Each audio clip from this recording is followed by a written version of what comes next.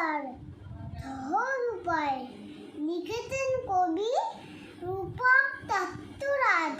মা বললেন কান্তি মূলে পাদি হতচ্ছাড়া